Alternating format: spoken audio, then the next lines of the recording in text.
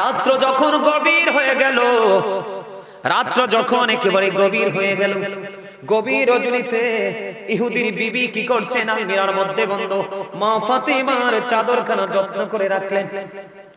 মন দিয়ে শুনেন এই কথা। আমি বিশেষ করে আজকের আলোচনাটা আমার মা বোনদের জন্য করছি। মা গো, একটু হৃদয় খুলে শোনো, মা ফাতেমাকে যদি পেতে চাও তোমাদের জান্নাতে সরদারিনী লিডারিনী হিসাবে, তাহলে মা ফাতেমাকে তোমাদেরকে ফলো করতে হবে। এবার কি করলেন? মা ফাতেমার স্বামী তো তিনি কিছু দেরহাম পেলেন, এখান থেকে খাবার নিয়ে আসলেন, খাবার জোগাড় নিয়ে ব্যস্ত। ওই দিক দিয়ে ইহুদি যখন চাদরটা নিয়ে গেল, ইহুদির বিবি অন্ধকার রুমের মধ্যে আলমিরার মধ্যে বন্ধু মা ফাতেমার চাদরটা যত্ন করে রাখলো। রাত্র যখন অন্ধকার হয়ে গেল রে, এবার চাইয়া দেখে আলমিরা থেকে, ওই অন্ধকার রুম থেকে নূরের রোশনি যেন বের হয়ে আসতেছে। এবার ইহুদির বিবি একটা ডাক দিয়ে বলতেছে ফ্যামিলির সকল সদস্যকে, ওই রুমে তো আমি কোনো প্রদীপ জ্বালাই নাই, ওই রুমে তো আমি কোনো বাতি জ্বালাই নাই, কেন রে? আমার অন্ধকার রুম থেকে নূরের রোশনি বের হচ্ছে, নূরের জ্যোতি বের হচ্ছে, নূরের আলো বের হচ্ছে। এবার বন্ধু অন্ধকার রুমের মধ্যে চলে গেল, অন্ধকার রুমের মধ্যে যাইয়া দেখে রে, মা ফাতেমার ওই নুরানি চাদর থেকে শুধু নূর ঝলমল ঝলমল করছে। এরা কিন্তু ইহুদি, এরা কি ইহুদি পরিবার পুরো বন্ধু আশ্চর্য হয়ে গেল। এই কেমন চাদর? নিশ্চয় এটা কোনো আসমানি চাদর, এটা সাধারণ কোনো চাদর নয়। পুরো পরিবার নিয়ে নবীজির দিকে রওনা হলো। যেই মানুষের চাদরের মধ্যে তো নূর, এই মানুষ না জানি কত নুরানি। হাদিস শরীফের মধ্যে এসেছে বন্ধু, জীবনীতে খুঁজে পেলাম। এবার পুরো পরিবার চলে আসলেন রাসূলের দরবারে, এসে ওই মধুর কালিমা পড়ে মুসলমান হয়ে গেল।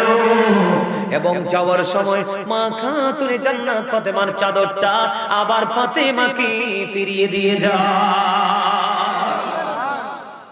তাদের সুযোগ্য কন্যা যার নাম হলো খাতুনে জান্নাত ফাতেমা, এখানে আমি পড়ে আসছি বন্ধু। মা খাদিজা এমন একজন নারী ছিল রে, মা খাদিজার কবরে ফেরেশতা পর্যন্ত প্রশ্ন করতে আসেনি। সুবহানাল্লাহ। মা খাদিজার আগে যে বিয়ে হয়েছিল প্রত্যেকটা স্বামীর ঘরে সন্তান ছিল, ঠিক নেই? কিতাব প্রমাণ করেছে মা খাতুনে জান্নাত যখন মা খাদিজার ওদরে আসলো রে, মা খাদিজা বলতেছে আমার এই নুরানি সন্তান পৃথিবীতে আসবে, আমি খাদিজা অন্যান্য সন্তানদের মতো কোনো ভারী কোনো কিছু আমি মনে করিনি। অত্যন্ত নিয়ামতে পরিপূর্ণ ছিল মা খাদিজা। এমন একজন নারী ছিলেন মহিয়সী নারী, আমার রাসূল সারা জীবন মা খাদিজার হারানোর ব্যথা বলতে পারেনি। মা আয়েশা সিদ্দিকা রাদিয়াল্লাহু তাআলা আনহা তিনি জানিয়ে দিলেন, আমার নবীজি যখন মা খাদিজাকে নিয়ে বলতে থাকতেন, আয়েশা বলতেছে যে নবীজি যখন খাদিজাকে নিয়ে বলতে থাকতেন প্রশংসা করতে থাকতেন, তিনি বলতে থাকতেন, মা আয়েশা বলতো আমার খুবই হিংসা হতো, আমার নবীজির মধ্যে কোনো ক্লান্তি আসতো না। বন্ধু মা খাদিজাকে হারিয়ে আমার নবীজির জীবনে সবচেয়ে বড় একটা শক্ত তিনি সঙ্গী হারিয়েছেন, যিনি সুখী দুঃখে নবীজির সঙ্গী ছিলেন, এমনকি জীবনের সকল দৌলত নবীজির কদমে বিলিয়ে দিয়েছিলেন, শত্রুদের থেকে বন্ধু পর্যন্ত। ও বন্ধু, মা খাদিজার অনন্য জীবন বৃত্তান্ত নিয়ে বলতে পারবো না। একদিন জিবরাইল আসতেছেন আমার নবীজির কাছে, এই দিক দিয়ে খাদিজাও আসতেছেন। বন্ধু হজে গেলে উঠেননি পাহাড়ের চূড়ায়, কথা কয় না, মাজায় ধরে যায় না, জিরাইয়া ওঠা যায় না, কিন্তু প্রতিদিন মা খাদিজা কেমন করে বন্ধু যাইতো, কেমন ছিল রে। জিবরাইল আসতেছেন নবীজির কাছে খোঁজে নেবেন, জিবরাইল এসে নবীজির দরবারে হাজির হয়ে গেলেন। এখনো খাদিজা আমার নবীজির কাছে এসে পৌঁছায়নি। পাহাড়ের নাম কি? কথা কয় না, জাবালে নূর। কথা বলেন না কেন? পাহাড়টা উঁচু রে, ওই পাহাড়ে এখনকার অসুস্থ মানুষ যে উঠতে পারে না। বন্ধু জিবরাইল এসে দেখি বলে ইয়া রাসূলুল্লাহ খাদিজা আপনার কাছে আসতেছে গো নবী। আল্লাহ রাব্বুল আলামিন খাদিজাকে সালাম দিয়েছে, আমি জিবরাইল খাদিজাকে সালাম দিয়ে দিলাম, আপনি খাদিজার কাছে সালামটা পৌঁছে দিয়ে। সুবহানাল্লাহ সুবহানাল্লাহ। এটা মা খাতুনে জান্নাত ফাতেমার কলেজার টুকরা মা, গর্ভধারিণী। ও বন্ধু পাওয়ার আছে তাইলে সন্তানটা কেমন হবে? মা খাতুনে জান্নাত ফাতেমা সম্পর্কে আহলে বাইত সম্পর্কে রাসূল আল্লাহ কোরআনে বলেছেন কুল লা আসআলুকুম আলাইহি আজরান ইল্লা আল মাওয়াদ্দাতু ফিল কুরবা। আল্লাহু আকবার। আল্লাহ রাব্বুল আলামিন আল্লাহর হাবিবকে বলতেছে, হাবিব আপনি বলে দেন, কাকে বলে দিবে আমাদেরকে? কাকে? হাবিব আপনি জানিয়ে দেন, আপনি বলে দেন আমি যে তোমাদের কাছে রিসালাতের বাণী পৌঁছে দিয়েছি। কি? আমি তোমাদের কাছে রিসালাত পৌঁছে দিয়েছি, তোমাদের কাছে সৎ পথ প্রদর্শন করেছি, উপদেশ দিয়েছি, এর বিনিময়ে আমি তোমাদের কাছে কিছুই চাই না রে, আমি চাই শুধু আমার আহলে বাইতের ভালোবাসা। সুবহানাল্লাহ। কথা বুঝেন নাই আপনারা? জি। তুমি কথা বলো না, তারা কি কয়? ওরা কি বলে? মহিলা প্রজেক্টরে যায় না, লাইনটা মনে হয় হয়তো কোথাও কোনো কিছু হয়েছে। তুমি একটু খেয়াল রেখো, হ্যাঁ আমার মা বোনেরাও আলোচনা শুনতে হবে, কারণ তাদের মধ্যে হিসাবে বেশি জাহান্নামী। রাসূল যখন মেরাজে গেলেন জাহান্নামের দিকে তাকায়া দেখলেন শুধু ধনী ধনী লোক আর মহিলা বেশি। আরে নাউজুবিল্লাহ করুন না, নাউজুবিল্লাহ। আর জান্নাতের দিকে তাকায়া দেখলেন শুধু গরিব মানুষ আর পুরুষ মানুষ বেশি। এজন্য আমার মা বোনদের আলোচনা শোনা দরকার আছে না? আরে জোরে বলেন না। বন্ধুরে আমার হৃদয় খুলে শোনো, প্রতিদিন আমি আসবো না, প্রতিদিন এমন মাহফিলও করা হবে না। মাহফিল করতে অনেক কষ্ট হয়, অনেক চিন্তা ভাবনা, অনেক কিছু করা লাগে। তাহলে মা খাদিজার দাম কম না বেশি? ওই খাদিজার সুযোগ্য সন্তান মা খাতুনে জান্নাত ফাতেমা। আল্লাহ বলতেছে, হাবিব আপনি আপনার উম্মতগুলোকে জানিয়ে দেন, আপনি যে তাদের কাছে রিসালাতের বাণী নিয়ে গেছেন, সৎ উপদেশ দিয়ে গেছেন, সত্য পথ প্রদর্শন করিয়েছেন, আপনি তাদেরকে বলে দেন আমি এর বিনিময়ে, রাসূল বলতেছেন আমি যে তোমাদের কাছে সত্য নিয়ে এসেছি, আমাদের কাছে নবী সত্য আনছে কিনা? জি। নেয়ামত আনছে কিনা? কথা বলেন না কেন? বন্ধু এই জন্য আল্লাহ রাসূল আল্লাহ রাব্বুল আলামিন বলে দিয়েছেন আপনি জানিয়ে দেন, আপনি যে নেয়ামত তাদের জন্য নিয়ে গেলেন, এর বিনিময়ে আমি কিছুই চাই না রে, আমি চাই শুধু আমার পরিবারের ভালোবাসা। আল্লাহু আকবার। তার মানে নবীজি কষ্ট করেছে কিনা? জি। কথা কয় না? করছে। আহারে কষ্ট, মা খাদিজা চলে গেল। বন্ধু মা খাতুনে জান্নাত ফাতেমা, মা খাদিজা যখন চলে গেলেন বন্ধু, মা ফাতেমা টেনশনে পড়ে গেল, চারিদিকে শত্রু রে, চারিদিকে আমার বাবার শত্রু, সুযোগ পাইলেই ধ্বংস করে দেবে। ও বন্ধু আমার গায়ের পশমগুলো দাঁড়িয়ে গেছে রে, কেমন প্রেম ছিল বন্ধু, তাদের আদর্শটা কেমন ছিল, আজকে আমাদের মা বোনদের আদর্শটা কেমন? উতবা সাইবা ও বন্ধু আরো তারা সঙ্গীদের কি নবীজি যখন নামাজের সেজদায় যাইতে দেরি রে, ও বন্ধু নবীজির কাঁধ মোবারকের মধ্যে পিঠের উপরে জবাই করা উটের সবগুলো নারী বুড়ি উঠাইয়া দিল, জোরে জোরে নাউজুবিল্লাহ। নবীজি উঠতে পারে না, নবীজি বন্ধ উঠতে পারে না। ফাতেমার কাছে খবর চলে গেল, ফাতেমা রে কোথায় রে ফাতেমা? উতবা সাইবা তোমার বাবার অবস্থা খারাপ করে ফেলেছে, পাগল পারা ফাতেমা, ছোট্ট ফাতেমা ও বন্ধু পাগল হয়ে গেলেন বাবার প্রেমে, দৌড়ে চলে গেল। আয়েশা দেখে বন্ধু বাবার পিঠের মধ্যে পিতোটের নারী বুড়িগুলো তুলে দেওয়া হলো, কান্না থামাতে পারে না ফাতেমা, কলিজা ছিঁড়ে বন্ধ, কলিজা ফেটে কান্না আসছে, আর একটু একটু করে ময়নাগুলো সরিয়ে দিল, বাবাকে সেজদা থেকে মাথা উঠানোর জন্য সহযোগিতা বন্ধ করে দিল। বন্ধুরে আমার ফাতেমার জীবন নিয়ে পুরো আলোচনা করতে পারবো না, এটা আহলে বাইতের অন্যতম একজন সদস্য যাকে বলেছেন নবী উম্মে হাবিবা। ও বন্ধু আমার নবী বলেছে আমি যে তোমাদের কাছে এত নিয়ামত দিলাম, সত্য রাস্তাটা দেখিয়ে দিলাম, অপরাধ থেকে বেঁচে থেকে জান্নাতি হওয়ার জন্য সকল নিয়ামত দেখিয়ে দিলাম, এর বিনিময়ে আমি কিছুই চাই না রে, আমি চাই শুধু আমার পরিবারের ভালোবাসা। নবীর পরিবারের মধ্যে মা ফাতেমা, হযরতে আলী, ইমাম হাসান হুসাইন রাদিয়াল্লাহু তাআলা আনহু, আমরা তাদেরকে ভালোবাসবো কি বাসবো না? তাদের সে সম্মান করব কি করব না? বন্ধু আমার দিকে তাকান, ডান বাম একটু তাকাবেন না, ডান বাম তাকানোর দরকার নাই, যেহেতু লোকাল গ্রাম, আশেপাশ দিয়ে বাচ্চা আসবে, জনে জন আসবে, সাউন্ড দিবে, আপনারা তাকাবেন না, আমার দিকে তাকান। আল্লাহ রাসূল বলতেছেন আমি মা বোনদেরকে বিশেষ করে মিন করে বলছি, মা গো, ও সিমরানের আমার মা বোনেরা, সবাই হৃদয় খুলে শোনো গো, আমার নবী বলেছেন ফাতেমা তো সাইয়্যিদাতু নিসাই আহলিল জান্নাহ, আমার নবীজি বলেছেন mother Fatema is the leader of females in জান্নাহ, আমার নবীজি বলেছেন ও সিমরানের আমার মা বোনেরা, গোটা পৃথিবীর আমার মা বোনদেরকে বলবো মা ফাতেমাকে তোমরা ফলো করো, কারণ আমার নবীজি জানিয়ে দিলেন মা বোনদের জান্নাতি লিডারিনী সরদারিনী হবে ওই রাসূলের আহলে বাইতের অন্যতম সদস্য মা ফাতেমা। সুবহানাল্লাহ। ফাতেমাকে ভালোবাসতে কে বলেছেন? আল্লাহ। আরো জোরে বলেন না আল্লাহ। খবরটা আল্লাহ রাসূলকে দিয়ে আমাদের কাছে পৌঁছে দিয়েছে। আল্লাহ। আমরা ভালোবাসবো কিনা, সম্মান করব কিনা? করব। মা ফাতেমা মন মহিষী ছিল রে, ও বন্ধু একেবারে গরিব, ঠিক কিনা বলেন? কি একেবারে গরিব।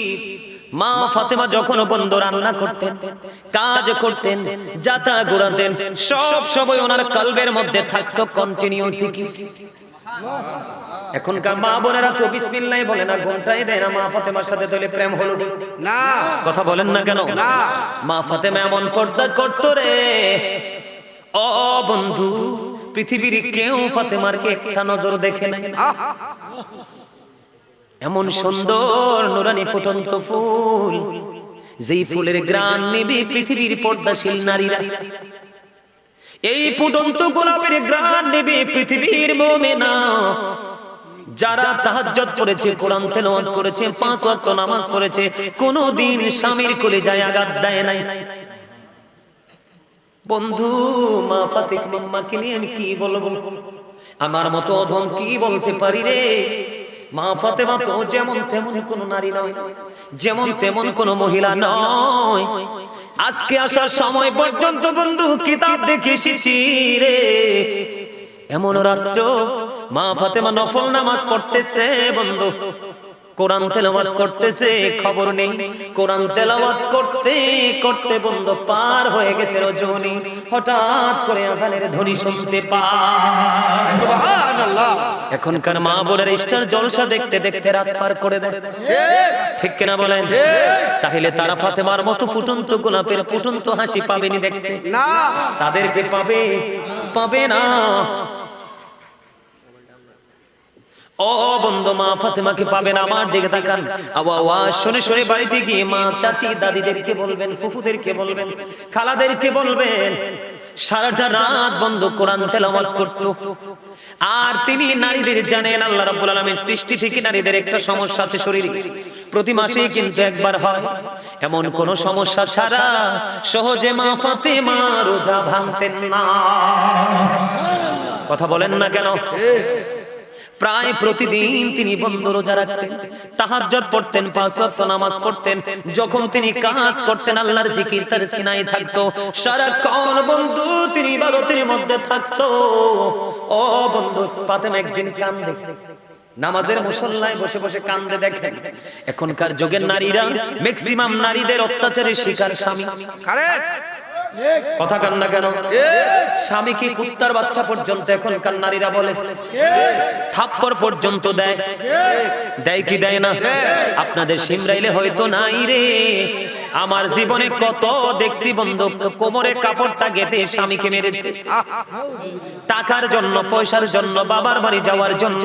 আবার আমি বলছি না যে পুরুষরাও ভালো, কিছু কিছু পুরুষ আছে বেয়াদব, নিজেরটা ছাড়া বিবিরটা বোঝে না। আছে না নাই? এটা কখনোই বন্ধু সুন্দর দাম্পত্য জীবন হতে পারে না। আমার দিকে তাকান বন্ধু, মা কাঁতুনি জান্নাত ফাতেমা নামাজে বসলো। নামাজে বসে নামাজ তিনি শেষ করলেন। অত্যন্ত গুরুত্বপূর্ণ কথা বন্ধু শুনবেন। তিনি কি করলেন, নামাজের মধ্যে যখন বসলেন, ঠিক নামাজ তোনার শেষের দিকে আমার নবীজি আসলেন। এসে দেখে ফাতেমা কান্দে, দুই চোখ দিয়ে পানি শুধু ঝর ঝর করে পড়তেছে, কান্দে, শুধু কান্দে। নবীজি মা ফাতেমার চোখের পানি তো সহ্য করতে পারতো না, কারণ এত বেশি ভালোবাসতো রে। ও বন্ধু, আপনারা জানেন মেয়েকে কেমন ভাবে ভালোবাসতেন, জান্নাতের সরদারিনীকে কেমন ভাবে ভালোবাসতেন। নবীজির কাছে যখন কোনো প্রয়োজনে মা ফাতেমা যেতেন, আমি কি একটু বলবো একটা মজার ঘটনা? আপনারা কি বিরক্ত হবে? আমি এই নামাজের ঘটনাটা পরে বলি, তার আগে একটা প্রেমের ঘটনা আপনাদেরকে শোনাবো, শুনবেন? মা ফাতেমার দুটো কলিজার টুকরা আছে, জানেননি আপনারা? আজকে এই গ্রামে, সিমরাইল গ্রামের অসংখ্য যুবকের মাঝে আমি কিছু যুবক দেখতে পাইছি, শুরু থেকে আমার কাছে বসেছো, আমার দিকে পলকহীন দৃষ্টি দিয়ে আলোচনা শুনেছো। যুবক বন্ধু, আমি তোমাদেরকে শুধু যুবক বলবো না, আমি বন্ধু বলে সম্বোধন করলাম। হুজুর কেন গো? কারণ যৌবনকালের আমল আল্লাহর কাছে বেশি পছন্দের। সুবহানাল্লাহ বলেন না? তোমাদেরকে আমি আরেকটা মজার খবর দেই রে, আমার নবীজি আর একটা মজার খবর দিয়েছেন। যুবক যারা যৌবনকালে পা রেখেছো, তোমাদেরকে বলছি শুধু আজকের জন্য নয়। রাসূল বলেছেন আল হাসান ওয়াল হুসাইন সাইয়্যিদা শাবাবি আহলিল জান্নাহ। আমার রাসূল বলেছেন ইমাম Hasan and Husain are the leader of younger people in জান্নাহ। আহারে সিমরাইলের যুবক, কেমন পরিবারে বসে আছো রে? আমার নবীজি জানিয়ে দিয়েছেন, যুবক তোমরা যারা যৌবনকালে রাসূল প্রেমে পড়েছো, নবীর আহলে বাইতের প্রেমে পড়েছো, তাদের আদর্শ লালন করে বাস্তবায়ন করছো। নবীজি বলতেছে রে যুবক, শুনে রাখো, আমার নবীজি বলতেছে তোমরা কোনো টেনশন করো না, কাল হাসুরের দিন জান্নাতে তোমরা দেখতে পাবে তোমাদের লিডার হয়ে যাবে, তোমাদের জান্নাতের নেতা হবে আমার কলিজার টুকরা, তুমি কলিজার টুকরা ইমাম হাসান হুসাইন ফাতেমার সুযোগ্য সন্তান। সুবহানাল্লাহ। আমি আপনাদেরকে একটা মজার খবর শোনাই বন্ধু, অত্যন্ত প্রেমময়। ইমাম হুসাইন বন্ধু ছোট্ট, ইমাম হুসাইন বন্ধুদের সাথে একটু খেলতে যাবে। যাওয়ার সময় মাকে এসে বললেন, মা গো আমি একটু খেলতে যাই, খেলা শেষ করে আসলে তুমি আমারে আপেল খাওয়াতে হবে। আল্লাহু আকবার বলেন না? সুবহানাল্লাহ বলে। কিন্তু হাদিস শরীফের মধ্যে এসেছে তখন মদিনার কোথাও কোনো আপেল নাই, মদিনার কোথাও কোনো আপেলের ব্যবস্থা নাই। এখন ইমাম হুসাইন এসে বললেন, মা মা গো খেলাটা শেষ করে আসি গো মা, আসার পরে আমারে আপেল দিতে হবে। ওই যে মা ফাতেমা সঙ্গে সঙ্গে বলছেন, যাও বাবা খেলা শেষ করে আসো গো, আমি তোমাকে আপেল দিব। কিন্তু বন্ধু মদিনার কোথাও তো আপেল নাই। ইমাম হুসাইন তো খেলতে চলে গেল। মা ফাতেমা আবার হঠাৎ করে চিন্তা শুরু করে দিলেন, আমি মা কখনো সন্তানের কাছে আমি ছোট হতে পারবো না, মিথ্যাবাদী হতে পারবো না। এখনকার বাবা মা সন্তানের সাথে কত ফাইজলামি করে, কি করে না করে? দেখেন তাদের আদর্শ কি, তাদের থেকে শিক্ষা নেওয়া উচিত আমাদের বাবা মা যারা হয়েছে আমরা। এবার মা ফাতেমা চিন্তা করতে করতে বিভোর হয়ে গেলেন। ওনার ললাটের মধ্যে বন্ধু ঘাম চলে আসলো, দৌড়ে চলে গেলেন। মা ফাতেমার ঘর আর নবীজি রওজা কিন্তু বেশি ডিসটেন্স ছিল না। শেষ করে দিতাম না না, আমি আমার কিন্তু একটা অভ্যাস আছে, আমার ডানে বামে যে বসবো কানে কানে কথা বলতে হবে, যা কইতে হইব স্বাস্থ্য ভাই আমার লগে ডাইরেক্ট। সাসারা কি কম, ভাইরা কি কম। এবার কি করলেন মা ফাতেমা, চিন্তা করলেন সমাধান হতে পারে, বাবার কাছে যাই। দৌড়ে চলে গেল বাবার কাছে রে, আমার প্রাণে নবীর কাছে বন্ধু যাইতে দেরি। নবীজি বসা ছিলেন এমন একটা চেয়ারের মধ্যে বন্ধু, মা ফাতেমাকে দেখতে দেরি রে, নবীজি দাঁড়াইতে দেরি করে না। নবীজি দাঁড়িয়ে গেলেন। এবার মা ফাতেমার কপালের দিকে, ললাটের দিকে তাকিয়ে দেখলেন ঘাম, চিকন ঘামে ভিজে গেছে। আম্মা আপনার কি হয়েছে? আপনাকে তো পেরেশান মনে হয় কেন? বাবা গো, ও বাবা সমাধানের জন্য এসেছি গো বাবা। আম্মা বলেন আপনার কি সমস্যা? বাবা গো আপনার কলিজার টুকরা হুসাইন বলেছে খেলতে যায় একটু, আসার পরে নাকি আপেল দিতে হবে। বাবা বাবা গো আমি তো রাজি হয়ে গেছি গো বাবা, কিন্তু রাজি হওয়ার পরে চিন্তা করে দেখলাম মদিনার কোথাও তো আপেল নাই, এখন তো আপেলের সিজন না, বাবা আমি মা কি করব? বন্ধু বাবা এবং মেয়ের মধ্যে আলাপ আলোচনা চলতেছে, চলতে দেরি রে হঠাৎ করে চাইয়া দেখলেন জিব্রাইল একটা আপেল নিয়ে নবীজির সামনে হাজির। জোরে জোরে বলুন না সুবহানাল্লাহ। বন্ধু জিব্রাইল চলে আসলেন। হাদিস শরীফের মধ্যে যে আপেলটা দেখতে পৃথিবীর আপেলের মতো, আমরা যেমন আপেল খাই, এবার বললেন আমার জন্য 2টা বাটি লাগবে, একটা চাকু লাগবে। মা আয়েশা সিদ্দিকা রাদিয়াল্লাহু তাআলা আনহার ঘরে চলে গেলেন, ওখান থেকে 2টা বাটি একটা চাকু নিয়ে আসলেন। বন্ধু আপেলটাকে অর্ধেক করলেন, মাঝামাঝি করে অর্ধেক কাটলেন, কাটার পরে অর্ধেকটা বাটির মধ্যে বসাইয়া দিলেন, আরেকটা বাটি দিয়ে ঢেকে দিলেন। উনাকে বলে দিলেন প্রতিদিন একবার শুধু ঢাকনাটা সরানো যাবে, 2বার নয়। আর অর্ধাংশ নবীজির পবিত্র হাত মুবারকে তুলে দিলেন, তুলে দিতে দেরি বন্ধু এবার দিলেন। এই আপেলটা আপনারা সবাই মিলে খাবেন বন্ধু। মা ফাতেমা ছোট্ট করে বলছি কারণ আমার অনেক লম্বা আলোচনা বাকি রয়ে গেছে। এবার আপেলটা নিয়ে চলে গেল, ও বন্ধু সবাই মিলে খাইলেন। যদিও দেখতে পৃথিবীর আপেলের মতো, কিন্তু পৃথিবীর আপেলের স্বাদ হলো জান্নাতি আপেলের স্বাদ। সুবহানাল্লাহ। সবাই মিলে খাইলেন। ইমাম হুসাইন চলে আসলো, আসার পরে আপেল খাইতে দিলেন। আপেল যখন ইমাম হুসাইন রাদিয়াল্লাহু তাআলা আনহু খাইলো, খাওয়ার পরে আবার একটা ডাক দিয়ে বলল মা, মা গো এত মজার আপেল আমার জীবনে কোনোদিন আমি খাইনি গো মা, এত মজার আপেল আর কোনোদিন কেন দেওনি? এখন থেকে প্রতিদিন আমার এই আপেল দিতে হবে। আরেকটা মুশকিল নেই, কথা কর না কেন? এবার মা ফাতেমাকে বলল, মা গো এই আপেল তুমি কোত্থেকে আনছো? বাবা আমি আনিনি, এই আপেল তোমার নানার কাছে এসেছে জান্নাত থেকে। একটা দৌড় দিছে নানার কাছে, গলা জড়িয়ে ধরে বলে, নানা নানা গো, ও নানা আমার আবদার নিয়ে এসেছি গো নানা। নানা প্রতিদিন এখন থেকে আমাকে আপেল দিতে হবে। আমার নবীজি রাজি হয়ে গেলেন। ওই যে রহস্য বন্ধু, পুরো বাটির মধ্যে অর্ধেকটা আপেল। এবার কি করলেন? দিন বন্ধু শেষ হয়ে গেল, রাত্র ফুরিয়ে গেল। পরের দিন মা খাতুনে জান্নাত ফাতেমা বাটিটা সরালো। এবার বাটি সরাইয়া দেখে ওই অর্ধেকটা আপেল পুরো আস্তা হয়ে আছে। আমার নবীজিকে ডাক দিয়ে বললেন, ইয়া রাসূলুল্লাহ, প্রতিদিন যখন ঢাকনাটা সরাবেন তখন দেখবেন আপেলটা আস্তা হয়ে আছে। এখান থেকে সোজা সুজি করে অর্ধেকটা কাটবেন, কেটে সবাই খাবে, আর অর্ধেকটা ঢেকে দিবে। এমনি করে করে বন্ধু পরের দিন সরালেন বন্ধু আবার আস্তা, এর পরের দিন সরালেন আবার আস্তা। এমনি করে করে 2 বছর পর্যন্ত আপেল বাটির মধ্যে ছিল, কিন্তু প্রতিদিন আপেল খেয়েছে ঠিকই, স্বাদ ছিল প্রতিদিন আলাদা আলাদা। 2 বছর পরে বন্ধু আল্লাহর কুদরতি ভাবে বাটি থেকে আপেলটা অদৃশ্য হয়ে গেছে। আপনি আমি সারাদিন চিল্লাইলে বলি কিছু, এর জন্য তাদের থেকে শিক্ষা নেওয়া উচিত, তাদের থেকে জেনে নেওয়া উচিত। মায়ের লজ্জায় পড়ে গেছে, আরে নাই তো কি করব। কিন্তু এখনকার মা তো একটা সত্যকে, একটা মিথ্যাকে ঢাকার জন্য আরো 1 ডজন মিথ্যা আগে রেডি করে। কথা বলেন না কেন? সন্তান শিখবে কোত্থেকে? আমার কথা কি বোঝেননি? দেখেন তাদের মধ্যে বন্ধু ত্যাগের শিক্ষাটা কেমন ছিল। বর্তমানে এই ট্রেনিংটা হলো বর্তমান যুগে নারীদের জন্য স্বামীর প্রেমটা কত বোঝানোর জন্য। মা ফাতেমার জীবনে এমন কোন আদর্শ নাই যেটা আপনার আমার জীবনে প্রয়োজন নেই। যায় নামাজের মধ্যে মা ফাতেমা কান্দে, নবীজি যাইয়া দেখলো চোখের পানি পড়ে বন্ধু, মা গো কেন আপনি কান্দেন? বাবা বাবা গো আমি কান্দি আমার স্বামীর দুঃখে। আরে সুবহানাল্লাহ বলেন না। সুবহানাল্লাহ।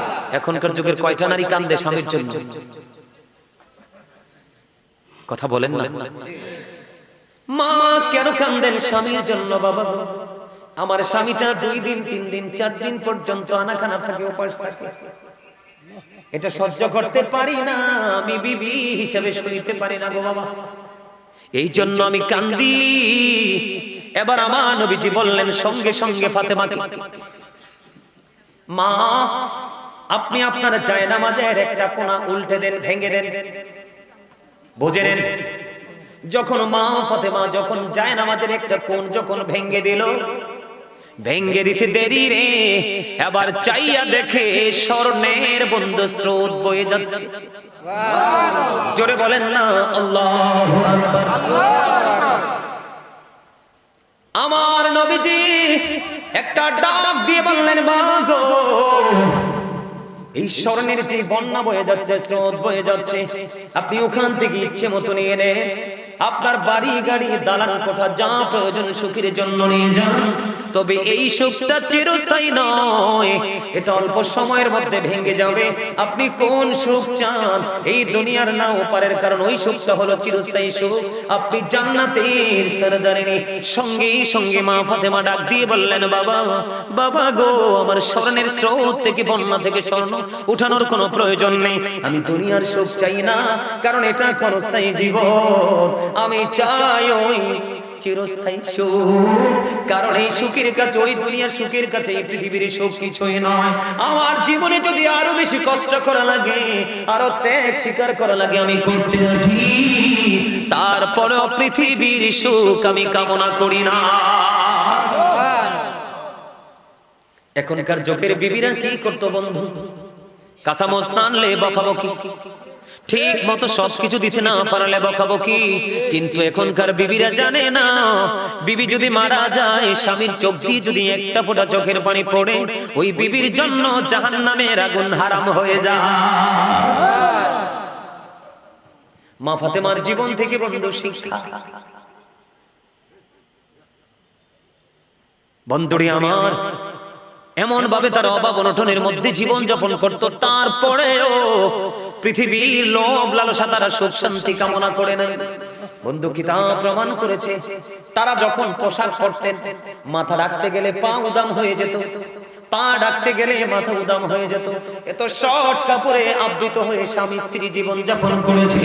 বন্ধু খাবারের যন্ত্রণায় ঘরের মধ্যে পড়ে আছে, নবীজি এসে দেখলেন তারা খাবারের যন্ত্রণায়, খাবারের কারণে কাতর। দেখলেন তাদের পরনে বস্ত্র পর্যন্ত নেই, তাদের অঙ্গ ঢাকার জন্য নবীজির পাগড়ি মোবারক পর্যন্ত তাদেরকে দিয়েছে। খাবারের জন্য যখন চাইলেন, এবার বন্ধু তিনি বললেন, মা রে, আমিও তো আজকে 3 দিন ধরে কিছু খাই না।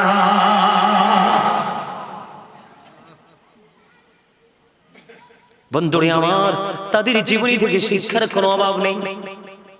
স্বামী স্ত্রীর মধুর বন্ধনের কথা বলছি বন্ধু।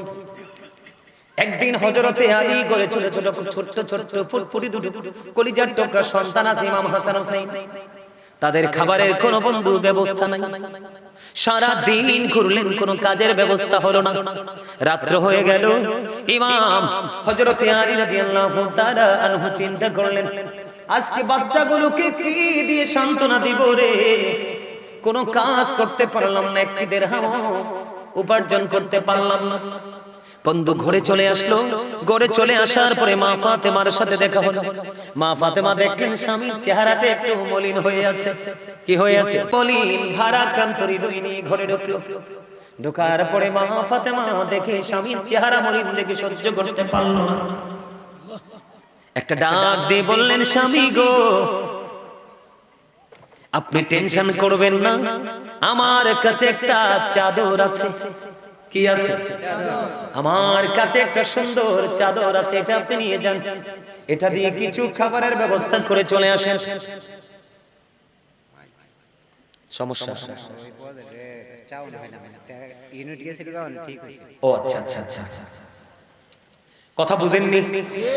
আমাদের দেশে এখনকার যুগের বর্তমান সব স্ত্রীরা কিন্তু এমন না, ভদ্রতা অবশ্যই আছে। স্বামী প্রেমিক আছে না? স্বামীকে না খাওয়াইয়া বিবি খাবে না, এমন বিবি আছে না? যদি না থাকতো পৃথিবীও থাকতো। কথা বলেন না কেন? স্বামীর গায়ে আঘাত লাগলে সেই যন্ত্রণা বেশি আঘাত করে, সেই যন্ত্রণা বেশি দেয় বিবিকে, এমন বিবি আছে না? আপনাদের গ্রামে খোঁজে দেখেন আছে। আর ম্যাক্সিমামই কিন্তু স্বামীরে মারতে ধরে, ঝগড়া তো কোনো শেষই নাই। কথা কন না কেন? আমরা যে বাসায় থাকি আর কি কইতাম নি রে, আমরা যে বাসায় থাকি বুঝছেন নি, আমরা যে ইউনিটে থাকি, সেই পাশের ইউনিটে একটা বাচ্চা, আমার বাচ্চার চেয়ে ছোট, তা আমার বোন বড়, ওর বাচ্চার প্রায় বয়স 10 বছর। তো বারান্দা দিয়ে বুঝেন না, কাছাকাছি তো ইউনিট। তো আমার বোন এই বাচ্চাটাকে প্রশ্ন করছে, বাবু তোমার নাম কি? কই, তুই একটা কুত্তার বাচ্চা। নাউজুবিল্লাহ বলবেন না। এই কথাটা যদিও খারাপ, আমি আপনাদের সামনে বলছি কেন জানেন? আমি কিন্তু সারা দিন এই শব্দটা নিয়ে শুধু গবেষণা করলাম। যখন আমার কাছে আসলো যে ছোট্ট বাচ্চাটাকে জিজ্ঞেস করলো তোমার নাম কি বাবু, সে পাল্টা জবাব দিল তুই কুত্তার বাচ্চা। শব্দটা কি অত্যন্ত বিশ্রী না? কথা বলে সারা দিন আমি গবেষণা করলাম, কোনো উত্তর আমার ব্রেইনে আসে না।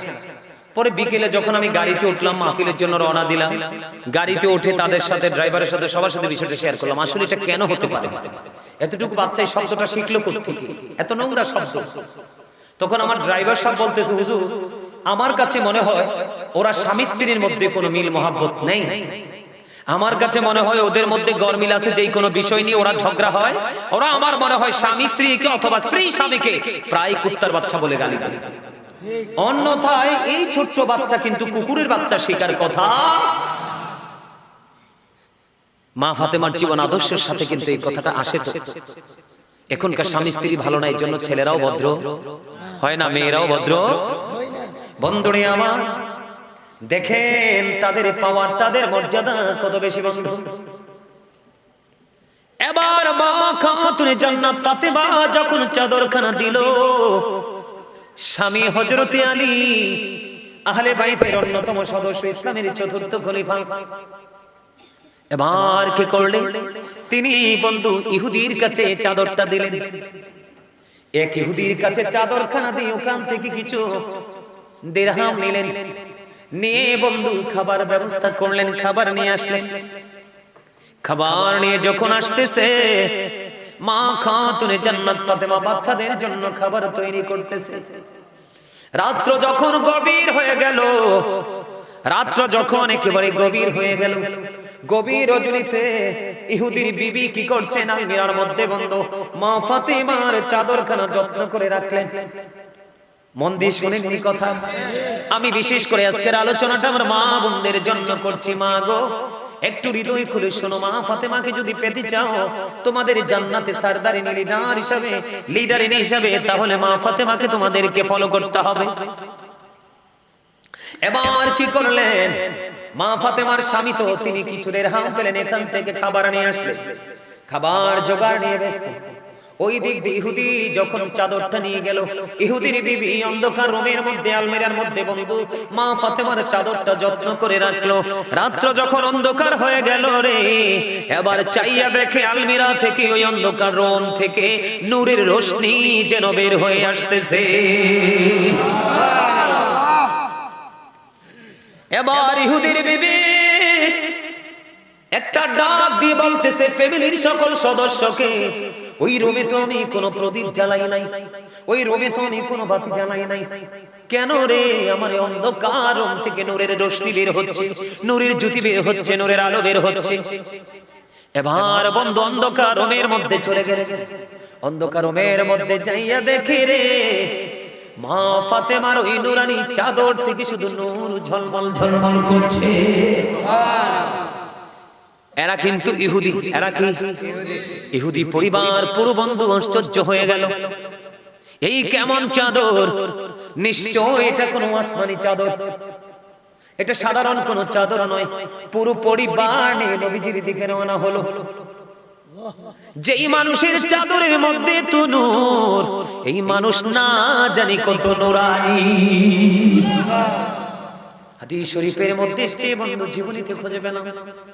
এবার পুরো পরিবার চলে আসলেন রাসূলের দরবারে, এসে ওই মধুর কালিমা পড়ে মুসলমান হয়ে গেল। এবং যাওয়ার সময় মা খাতুনে জান্নাত ফাতেমার চাদরটা আবার ফাতেমাকে ফিরিয়ে দিয়ে যায়। তাদের গোলামিতে কোনো কমতি নাই, এমনিতে তারা রাসূলের বংশধর, রাসূলের আওলাদ, রাসূলের আহলে বাইত। আমরা তাদেরকে ভালোবাসবো কিনা? তাদের সাথে প্রেম করবো কিনা? তাদের আদর্শ লালন করবো কিনা? ইহুদি বেঈমান কাফের মুশরিকদের সংস্কৃতিকে বয়কট করবো কিনা? করবেন না? আরে মা ফাতেমার পরনের পোশাক দেখে, কি দেখে? দাওয়াত খেতে গিয়েছিলেন এক জায়গায়, দাওয়াত খেতে যাওয়ার পরে মা ফাতেমার পরনের কাপড় দেখে কি হুদি পাগল হয়ে গেছে মহিলা। কই আপনি এই শাড়িটা কোত্থেকে কিনেছেন? এটা আমার লাগবে। কই শাড়ি তো পৃথিবীর কোন বাজারে পাওয়া যায় না, এটা পাওয়া যায় জান্নাতের বাজারে। আরে জোরে বলেন না সুবহানাল্লাহ। কোথায় পাওয়া যায়? কোথায় পাওয়া যায়? কই আমি তৈলে ওই বাজারে যাব। কই বাজারে যদি যাইতে চাও তাহলে তোমার ধর্ম ত্যাগ করে ফেলো। ফাতেমা, ও ফাতেমা, ওই জান্নাতের বাজারটা কই রে? ফাতেমা কই জান্নাতের বাজার পৃথিবীতে নয়, এটা আল্লাহ রাব্বুল আলামিন ডিজাইন এমন করে সাজিয়ে রেখেছে। তুমি যদি ওই শাড়ি পরতে চাও তাহলে তোমাকে কালেমা পড়ে মুসলমান হতে হবে। মা ফাতেমার ওই শাড়ির প্রেম দেখে রে ও বন্ধু একজন বেঈমান নারী মুসলমান হয়ে যায়। আর আমরা মুসলমান হয়ে মা ফাতেমার আদর্শকে লালন না করে মুনাফিক হয়ে কবরে যাই। এটা কি আমাদের জন্য লজ্জার না? আরো জোরে বলেন না। তাদের পাওয়ার মর্যাদা দেখে। নবীজির একজন দাসীর নাম শুনছেন নি? উম্মে আইমান, যিনি নবীজির প্রস্রাব মোবারক খেয়ে ফেলেছে। শুনেন আপনারা? নবীজির প্রস্রাব মোবারক খেয়ে ফেলেছে। নবীজি কয় এটা নবীজির প্রস্রাব। সে কয় পৃথিবীর শ্রেষ্ঠ নিয়ামত। উম্মে আইমান একজন সাহাবী, মহিলা সাহাবী, নবীজির দাসী।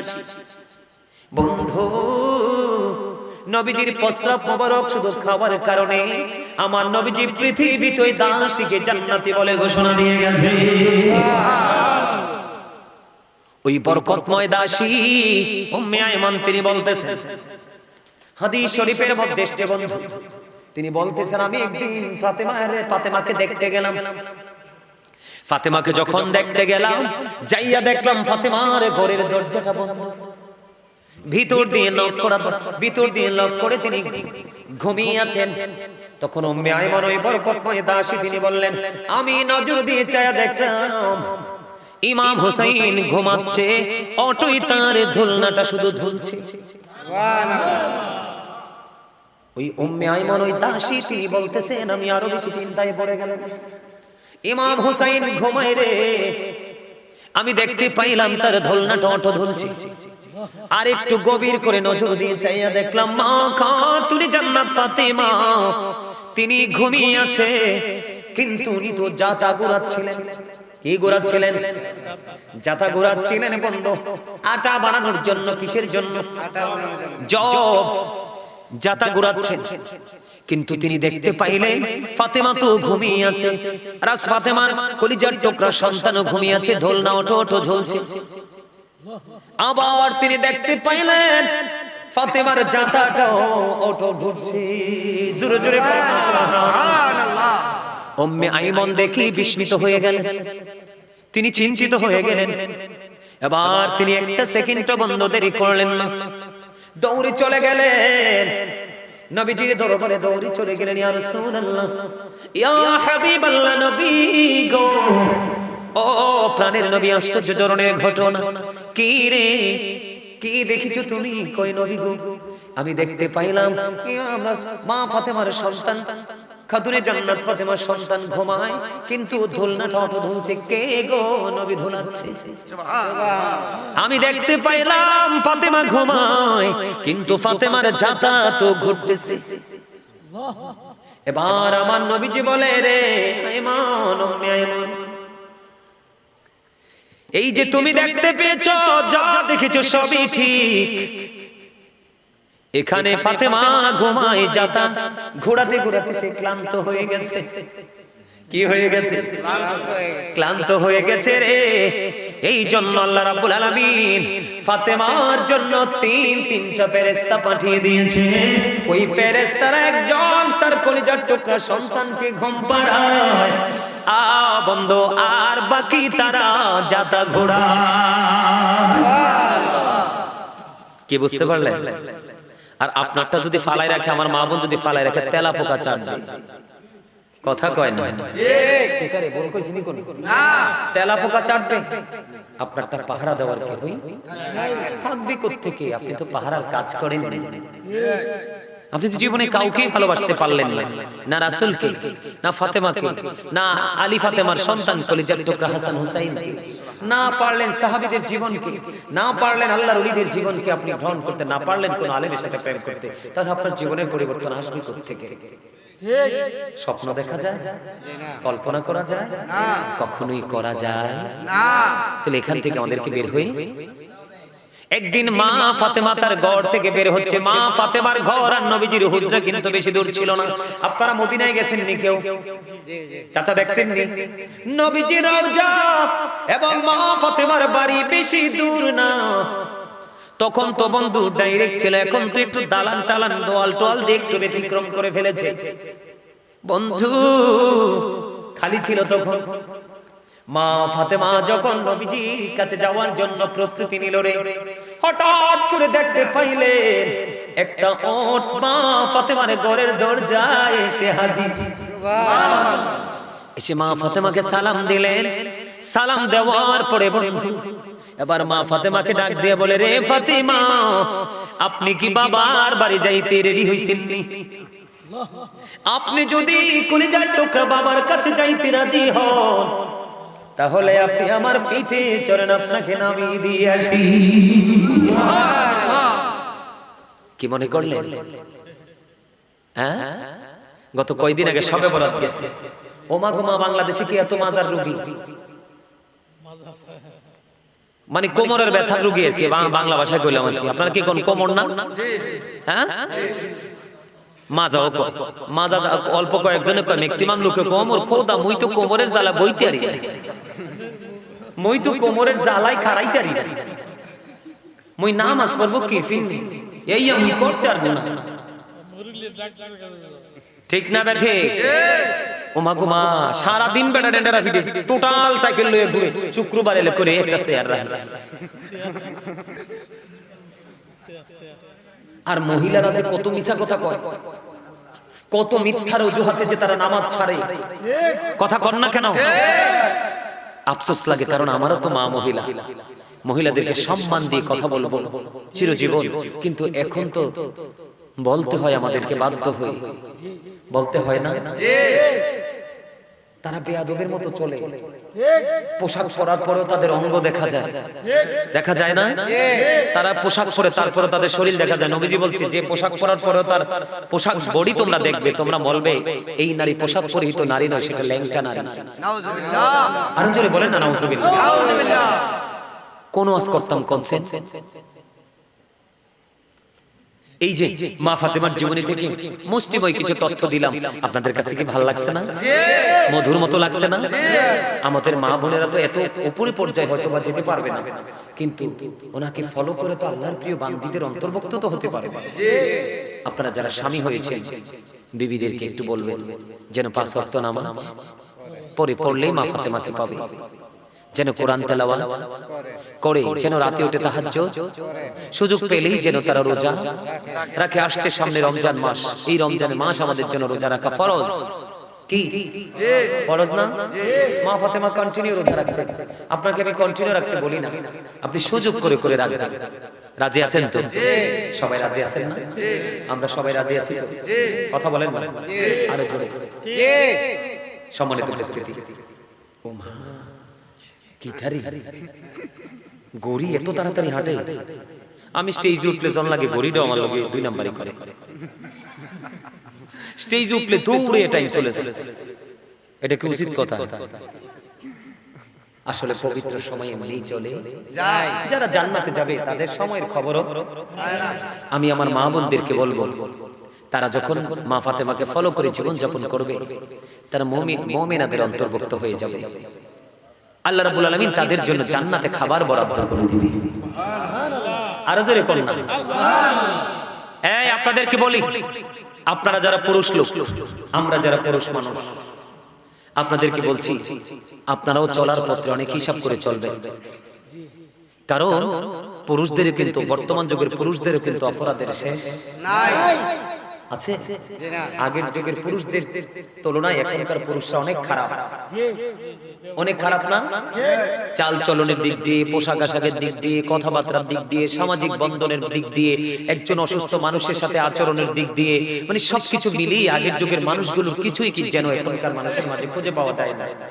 এটা কিন্তু আমাদের চরিত্র হলে চলবে না, আমাদের কোনো পরিবর্তন থাকবে না, আমাদের মধ্যে থাকবে শুধু রাসূলের প্রেম, রাসূলের আদর্শ।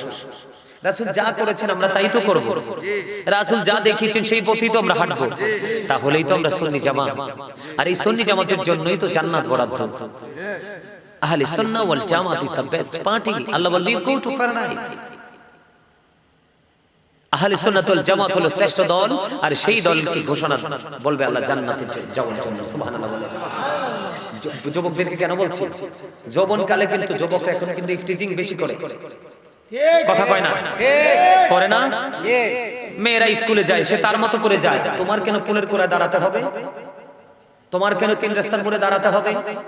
যদি বিয়ের প্রয়োজন হয়, দাদি থাকলে নানি থাকলে তাদের সাথে শেয়ার করো, দাদা থাকলে নানা থাকলে তাদের সাথে শেয়ার করো, অথবা তোমার দাদা নানি কেউ নেই, ফ্রেন্ড সার্কেল বন্ধুদের মাধ্যমে বাবা মার কাছে প্রস্তাব পাঠাও।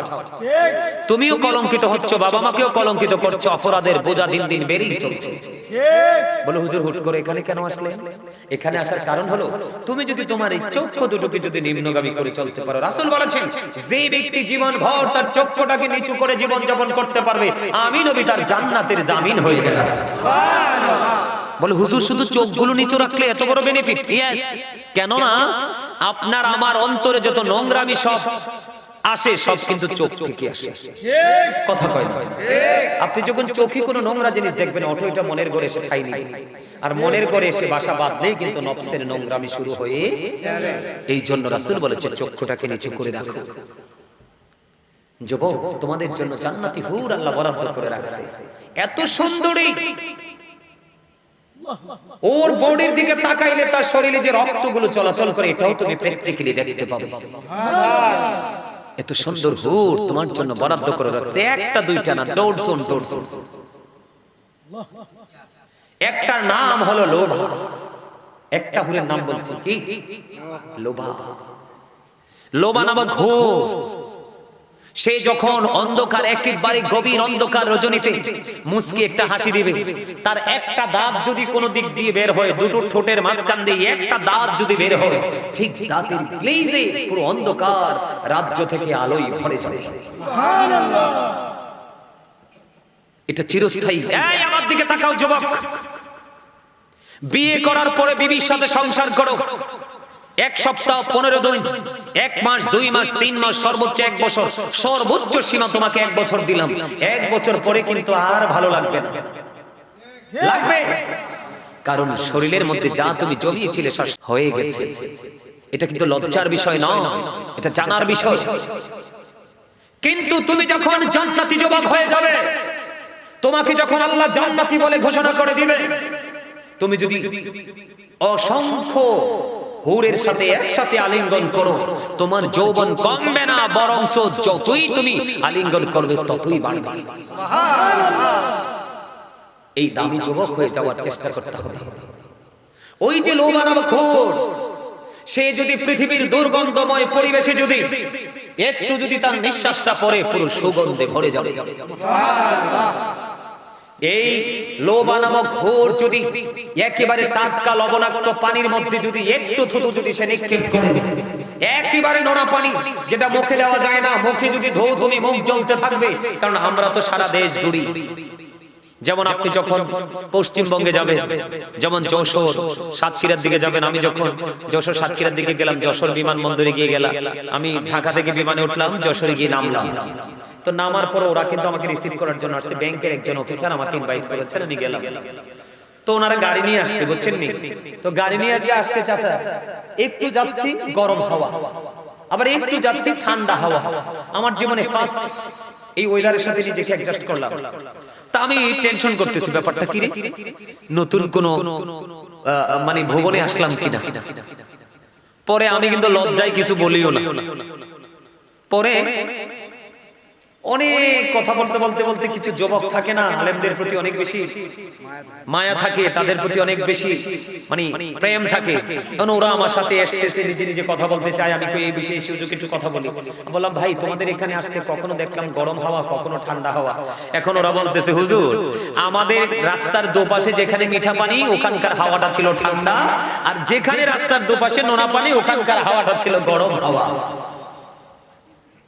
আমি যখন নোনা পানি দিয়ে আপনার মুখ ধুই তখন কিন্তু মুখগুলো কেমন জানি হয়ে যায়, কেমন জানি মানে কেমন জানি বলতে পারবো না, এরকম খসখসে, আবার কেমন জানি নিজের কাছে একটু আনিছি লাগে।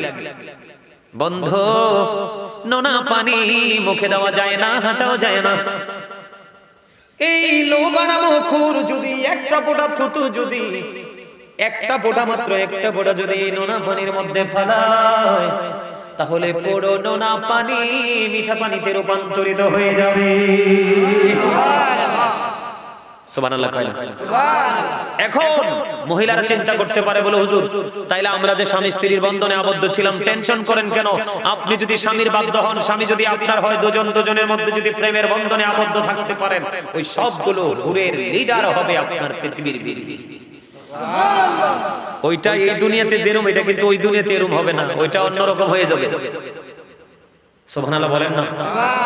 তাহলে উভয়ের মধ্যে থাকতে হবে প্রেমের এক বন্ধন। হযরত আলী এবং ফাতেমা এমন তারা মাথা ঢাকতে গেলে পা দেখা যেত, পা দেখতে গেলে মাথা ঢেকে দিত। নবীজির পাগড়ি মোবারক দিয়ে পর্যন্ত তাদের গা ঢাকার চেষ্টা করেছে। এত দরিদ্রতার মধ্যে ছিল, তারপরেও ইসলাম প্রেম আল্লাহর সন্তুষ্টির কথা তারা ভুলে নাই। তাহলে আমাদের কি এত অভাব আছে? কথা বলেন। আমরা বিশেষ করে বাংলাদেশি মানুষ, আমরা যদি আমাদের কর্ম সক্ষমতাটাকে একটু বাড়াতে পারি, আমরা চিন্তাটা যদি একটু পরিবর্তন করতে পারি, তাতে আসলে কি আমাদের মধ্যে কোনো অভাব নামক শব্দ থাকবে? আমাদের বাংলাদেশ ছোট্ট দেশ, স্মল কান্ট্রি, ছোট্ট একটা দেশ, কিন্তু ছোট্ট দেশের যে ছোট্ট ভূখণ্ড, মাটির পাওয়ার কিন্তু আল্লাহ অনেক বাড়িয়ে দিয়েছে। এই নিয়ে আমেরিকার তারা যে পাওয়ার দেখায়, নাচানাচি করে, আল্লাহ আমাকে কয়েকটা দেশ ঘোরার সুযোগ দিয়েছে, শুধু বাংলাদেশ নয়।